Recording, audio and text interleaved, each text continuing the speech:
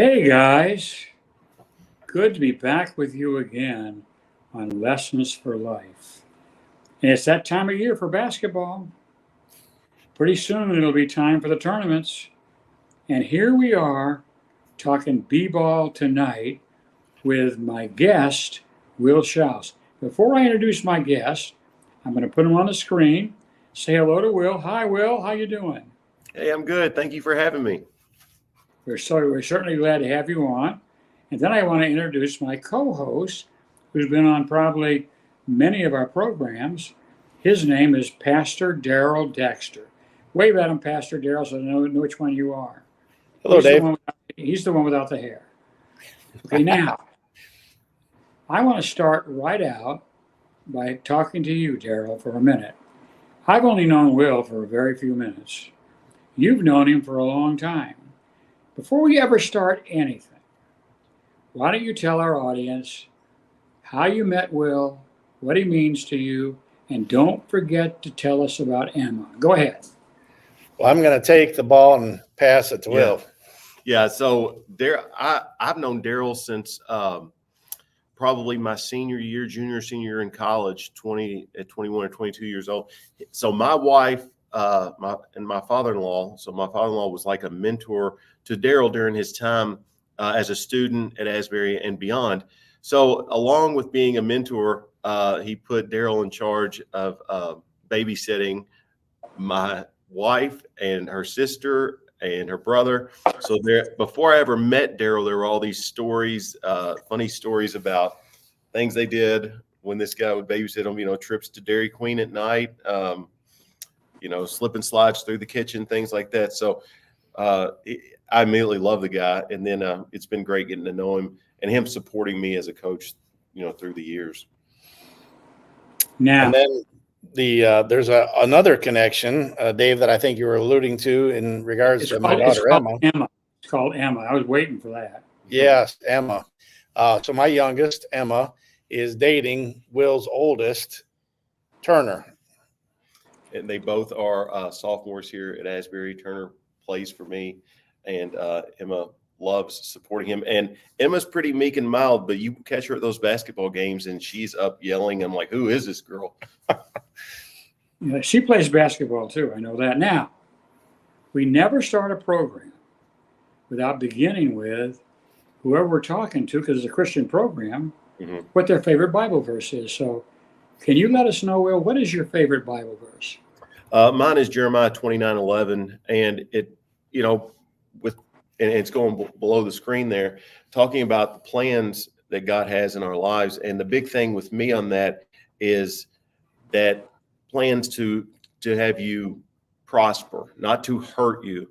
So times of uncertainty, times where you're like, I don't know which direction this is going, I always lean on that and like, okay, this is the plan. He's got it. It may not be comfortable. It may not even be fun at the time, but knowing that the plan is for positive, not negative, and he's going to take care of us. So it's more like a wrap your arms around you reminder every day that you're going to be okay. Now I want to talk basketball. I see a sign up there that says Asbury. I take it that's the college. Is that correct? That is. It is. It's mine and Daryl's alma mater. And I understand it's the Asbury Eagles. My understanding is that you not only are a coach, you're one of the best basketball players ever to come down the pike at Asbury. Is that true? You're going to put me in a spot where I'm going to have to, I enjoyed my time, and I scored a lot of points, hit a lot of three-pointers, and but it's something that I look back on when I have no regrets on, no ifs, ands, or buts about where I should have gone or how hard I needed to work to accomplish my goals. So I loved my time here so much that they still have me here. So I can't play anymore. Is that what led you to want to coach here, or why did you come into? Yeah. So with the addition of my high school experience, my high school coach was a very passionate coach. And then knowing that there's a time in your life where you realize that you're probably not going to make the NBA. And at that point was about 15 years old when I'm looking around the NBA as a fan At the time, I was like, well, there's not too many players that are like me in the NBA. So at that point, I was bound and determined that I was going to use what God gave me to stay in the game. And the way that I chose to stay in the game and God chose to have me do this through coaching. I didn't know at the time it was going to be high school or college, but I loved my experience as a small college basketball player so much that I was like, I want to do this as a profession. Okay, now wait a minute. I'm lost after this because, like I said earlier, I met you 15 minutes ago. Daryl's known you for like 80 years, I think. And so I'm going to turn it over to Daryl if it's okay. And Daryl, would you highlight some of the things you know about this fine gentleman? Yeah, absolutely. Thanks, Dave. Well, first, I'd like to talk about the rigors of coaching. I know firsthand. I've coached for 24 years. How it's hard to balance being a coach with marriage and family. How have you been able to find a good balance between trying to do your absolute best as a coach, but also being a great husband and a great father, which I know you are? Well, thank you. So my wife is like responsible for a lot of this because she is from a coaching family, but also we know just by experience, you cannot separate what you do, your job, from your family. You can't, they can't just, my wife can't just say, all right, I'm going to send him off to do his job during the day. He's going to clock in and clock out. Coaching basketball is, 24-hour job because you always have to be available for your players. But I couldn't do them separate and do a good job at each. So we really bring the team in as part of our family. And with it being college, a lot of them are not from, anywhere close to here. Some, even the close ones, they stay here all the time. So we are their family away from their family. And we embrace that. We're not just basketball coaches. We're not just after what they can do for us on the floor. But we are really pouring to them during their time here. Do me a favor, if you will. There's a nice picture of a nice family up there. I suppose that's your family. Yes. Can you go through from left to right and tell us a little bit about each one of those nice young family members? Yes, of course. So standing next to me, Hattie Jane, guys on the team call her HJ, and they're very active at practice too. If she's there, she's doing the scoreboard. She played middle school basketball this year, but her gift is dancing and acting and singing. Next to her is Lainey. She's a senior in high school. She's going to go to Western Kentucky. She's in the honors program, very smart. She has been a runner in the past. Then my wife, Whitney, is next to her. And then Turner is my son on the end, and he's a sophomore for me here at Asbury. He plays basketball. And then Ruby is down there at the bottom. She is our little angel. She's 7, and the boss of the house. So yeah, she's the child that's leading us. Now, Will, coaches are judged whether they do a good job or not, typically with wins and losses. But what are your goals that you have as a coach? Well, obviously we do want to win. There's make no mistake about it. But it's a byproduct of doing things the right way. When we bring them in the first weekend they're here, we have a get together with them, a cookout where we really we don't talk much basketball. We just kind of get to know each other. But also I do get up in front of them and tell them expectations. And because I wanted to hear this and because I want them to know this, I tell them that I love you for who you were when we recruited you. I love you for who you are now. And then I love you for who you're going to be beyond. And I think that really takes the pressure off of what they think they need to be or act in a certain way to reach a certain, mysterious goal maybe that they have to be a certain way here or recreate themselves. It helps them to settle in and be like, oh, coach loves me right now for who I am. And then we have a plan for, what's coming for you and beyond. I think that's a very insightful way to approach a kid who comes onto campus maybe for the first time away from home, and to focus on not just basketball, but the kind of person that they're going to be. I know that, one of your goals is not just to make them a better basketball player, but a better human being, and hopefully a Christ follower if they're not a Christ follower, and hopefully a better Christ follower if they already are. Um, how are some ways that you kind of subtly, or maybe overtly move your players closer to Jesus, no matter where they're at with him? Well, it's never a plan as far as like, first thing is let's develop the relationship that we need, because that's something that's fun as well. And, that's down the road, they're going to remember those conversations that you had player coach. We ride in the vans a lot of times, or we ride the buses, and you're sitting next to the players and you're asking them, what are your goals in life? Where do you want to be 5-10 years from now? Where would you like to live if you could live, occupation wise, things like that. And then it leads to different roads that you can talk about that always tend to lead to faith and their relationship with Christ, and then how you can help them in that. And next thing you know, you're praying for each other, whether it's just a text or bearing each other's burdens as God asks us to do. So that, I always say, my record is not going to be on my tombstone, and I don't want it to be, even as good as it is or bad as it is, whatever happens. But, how much did we pour into and do what God was asked us to do? Because he's allowing me to do something that I'm very passionate about, which is coaching, and that I love. So what can I do? What can I give back in that gift that he's given me?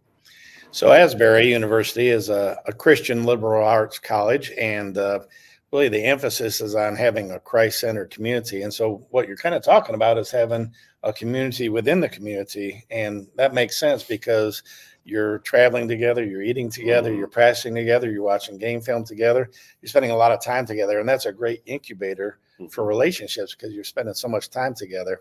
What are some other things? I know, like you pray, you kind of begin and end practices together. When I watch games online, I like how you invite the other team after the game is over to go to half court and pray together. What are some ways that you kind of put the focus on Christ? So what Daryl's talking about is, so we do pray together in the locker room before the game, and it's usually to help guide us through the game, and help us through any injuries, and that we'll make good decisions and things. But afterwards, yes. So as soon as we go through the line, we say, hey, we're going to pray. It's not for any show or anything. We just want to bless the time. Thank God for the time. But I hate to admit this, but more people watch us how we react in a tough loss than after a win. Yeah. Because after a loss, especially for 18 and 22-year-olds, it's very easy. Emotions are high. And I'm not even saying they're wrong for having those emotions, but then you got to get it together and thank God for the opportunity you had. And that's tough. That's tough. Yep. It's tough for me, at 43. I can't imagine, being for this. So, yeah, our witness is never turned off, Yeah, win or lose. And so to me, it's powerful to see. And sometimes both teams are kind of locking arms together. Yeah. And it's pretty powerful. And I think it's a great witness. Now, you've had a lot of success, and I can say this because, it's not bragging if it's true, but you're the all-time winningest coach at Asbury, and you've done it the right way, not just in a basketball sense, but spiritually as well. You've coached a lot of great players over the years who have been able to play professionally. What is one of the greatest moments that you have coaching-wise at Asbury? Well, as far as on the floor coaching, when I first got here, we were not in a bad spot by any means. I mean, we had the players to compete, but as far as nationally goes, Mount Vernon Nazarene, if you know them, they're a university in Ohio that is well known among the Christian colleges. That was like the Duke, Kentucky, North Carolina of the Christian colleges. And we always say that we wish they would have acted a little meaner to us so that we had a reason to be upset with them after they kicked us. So they ran through a lot of term. That's when I was a player and then on to coaching. So we got invited to their homecoming. And if you know anything about getting an invitation to somebody's homecoming, it typically means that you're there for the sacrificial lamb. So we got invited, and I had always wanted to go up and take a team up there. And like I said, it's my third year. We thought we were building something. I said, let's see what we're made of. So you get a guarantee check. You get paid in those games. So we got lucky, played hard, played well, and threw one in at the buzzer and won and got our paycheck. And I thought, and, God's like, well, this is where we can get. And it was it was a proud moment. I still remember running off that floor, and my wife didn't go to that game because it was like a Friday night game, and I just hugged whoever was in the way. I don't. But with that said, humble comes next. What they say, pride comes before fall. Before the fall, yeah. We played a team the next day who was a lesser opponent, and we lost to them. So, that shows the mark of young teams sometimes coming back from a big win. And take care of business the next day. So we still had some work to do. But when you're kind of a new coach, relatively speaking, that's validation. It's kind of like, okay, I'm on the right path. I'm doing, we're doing the right things. We're going places, and you did get it rolling there. But it kind of was a pivot point then. Yeah. For the program.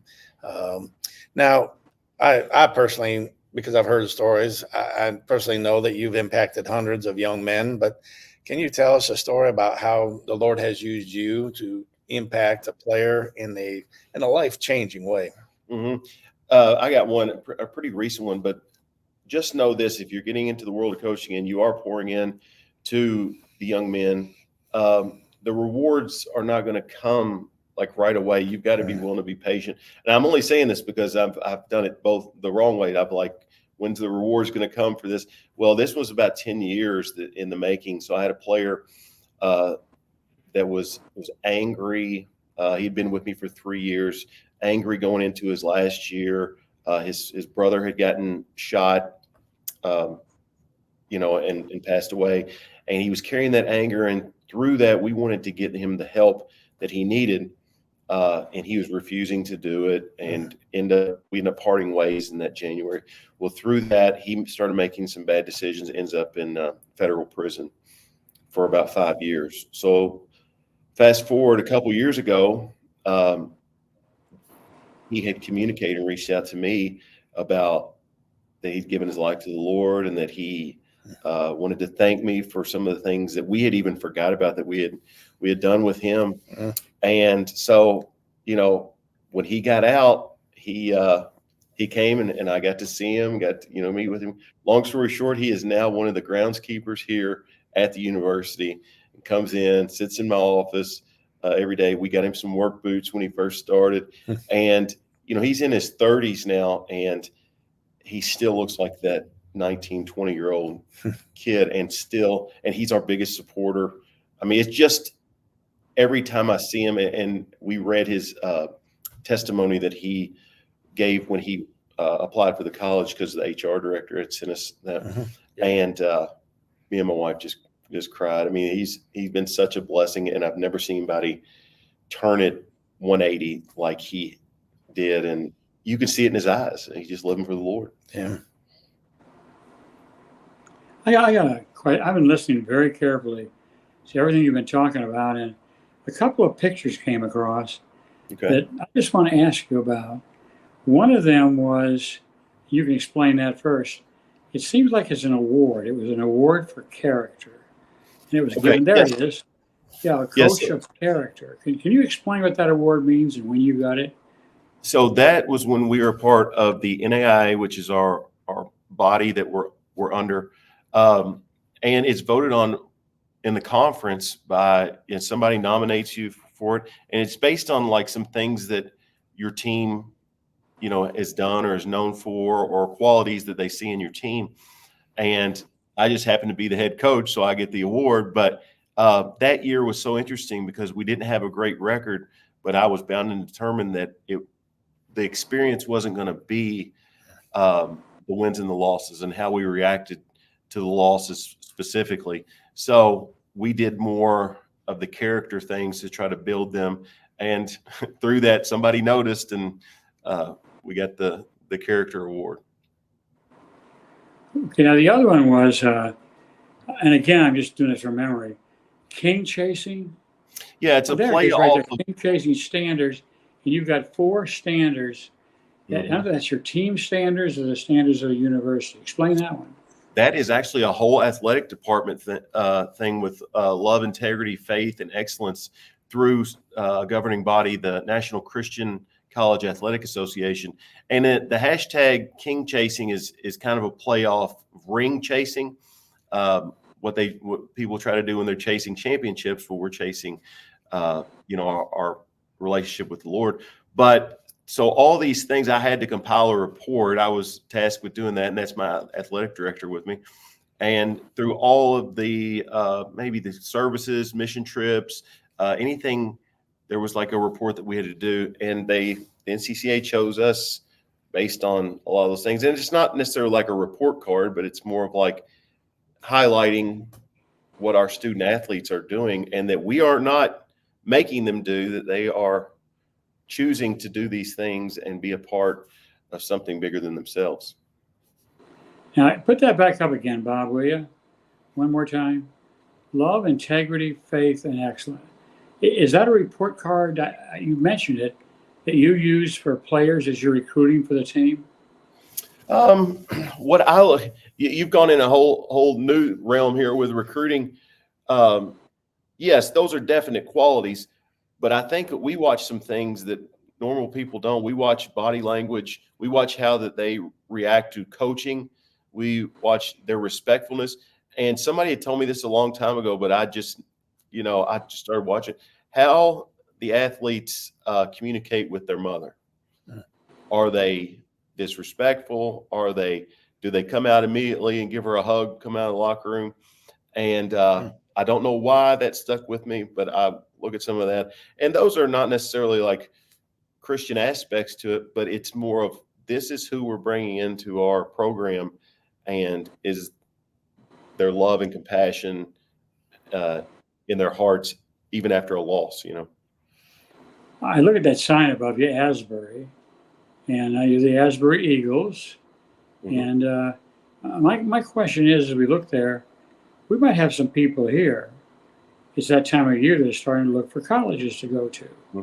And I guess I'd like you to give me an advertisement of why, if I'm looking at a lot of college, why should I go to a Christian college like Asbury over, Michigan or Ohio State or something like that? Well, obviously with those, it's an authentic Christian college. My father-in-law, who's a pastor, says that it's Christian with a capital C, and he sometimes laughs at that, but it's true. When we say that it's a Christian education, you're going to get, the base of everything, and it's not separated with athletics. It's integrated. Yes. So it's not like, hey, we're going to check into athletics, but hey, they don't go by the same rules as the other part of the campus. No, it's been a very big part of what we do, from the classroom to the locker room.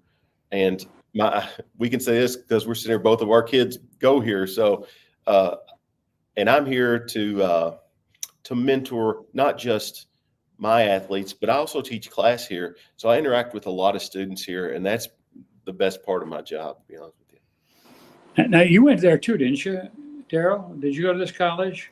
Yes, I did. I graduated in 1990, and that's kind of what drew me to this place, because it seemed like some other Christian colleges that I checked out, it was there, but it was just so clear that there was an emphasis on the Christ-centered community and loving your neighbor as yourself. And the people that I talked to when I visited, it just oozed the love of Christ. And it's about community, and it's about a Christ-centered community. There's chapel and other things as well. So just all kinds of opportunities to grow, mission trips. Each floor in each dorm has their own Bible study and their own chaplain. Will's team has a chaplain. Mm-hmm. So that's fantastic. I see a guard run across the bottom.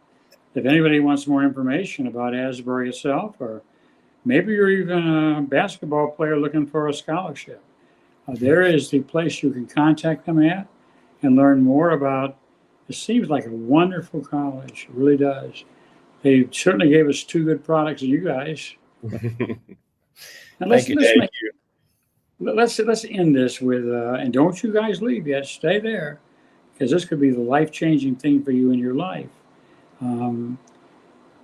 These men have made a decision to follow Christ. Amen. It shows in the occupation that they're in right now. Maybe you're struggling today. Maybe you have some real problem. Maybe you don't even know Christ. Or maybe you just need something to boost you a little bit. And I'm going to turn it over. Let me turn over to you, Will, since you're our guest. What does somebody have to do if they're struggling and they feel that if they wouldn't go to heaven, if they died, they wouldn't go to heaven? What do they have to do to be sure?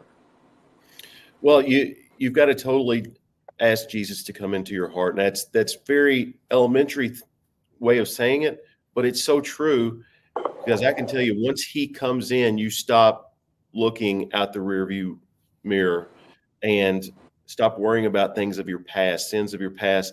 And it excites you for what God has in store for you. And with my whole verse that I was telling you, your plan. And I'm excited to know what my plan, even though, you think you're probably at the end of your plan. No, there's going to be something come ahead that you're going to not only have that's going to bless you, but that's going to bless other people, which is what he wants from us. And there will be opportunities for that. But no, it's going to be getting with somebody you trust that has poured into you, and you can build confidence with that, building the armor that you need to go out and do what God's asked you to do. Amen. I've never talked to a coach exactly like you, Will. We're not sitting here just talking about victories and losses at a basketball game. We spent our entire program talking about victories and losses with Christ, and how every loss you have can be a victory. Would you agree with that? Yeah, it's tough to get there when I first started coaching as an immature young coach who, was at one time felt like I was going to climb my way up the ranks, but I'm exactly where I'm supposed to be, doing exactly what I'm supposed to do. And God's made that clear. And the way that we're doing it right now, I feel like pleases him. And that's what I want to continue to do. Winning will come if you do the right things. Winning will come if you continue to put God first. I can't tell you how much I've really enjoyed this interview, and talking to you, Will, and even talking to Pastor Darrell in a different light, somebody he knows. And I can tell you this, I'm sure everybody watching this program will say the same thing. They can see Christ living in you guys. I mean, I see him very clearly, and want to encourage you all to continue doing what you're doing. Now, with that, we've actually reached the end of our broadcast. We're going to ask you back again, Will. Is that okay with you? That's great. Great. I get to see this guy again then. But for now, I just want us to wave and say good night. You ready? 1, 2, 3. Good night, everybody. God bless.